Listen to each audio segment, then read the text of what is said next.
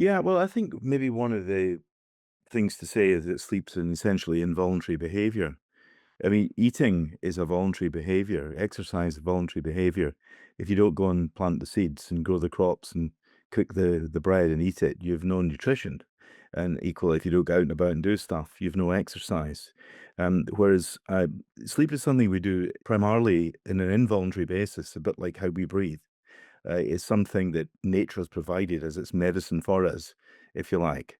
Um, so I think that's a good way to think about it, that it's a primary provider and it's primarily an involuntary behavior, which is actually why some people find they struggle with it because they try to do it. They try to get to sleep, when in fact you can't breathe by trying to breathe, and you can't sleep by trying to sleep.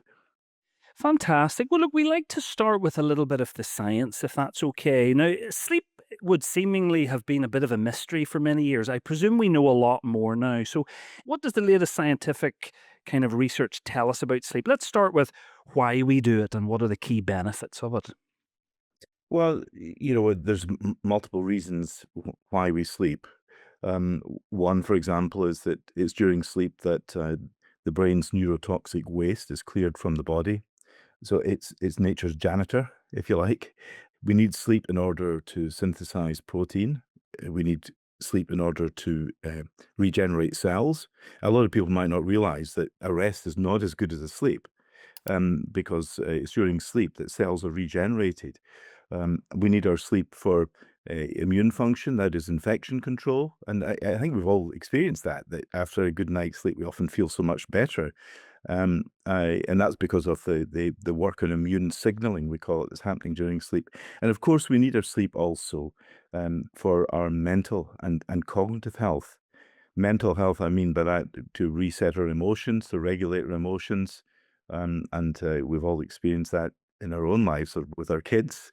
Things will seem different in the morning, and cranky kids often need their sleep, don't they?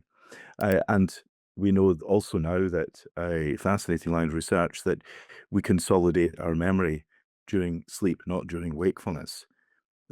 So a way to think about it, Owen, is that, and this may seem a strange thing to say, but sleep is probably the preferred state of the brain. If our brain had a choice, it would rather be sleeping.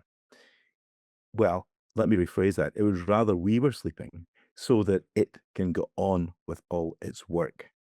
Because during the day, we're spending energy, time, activity. We're using all the good resources that our sleep has given us, and we're replenished at night in order to be able to function of quality of life.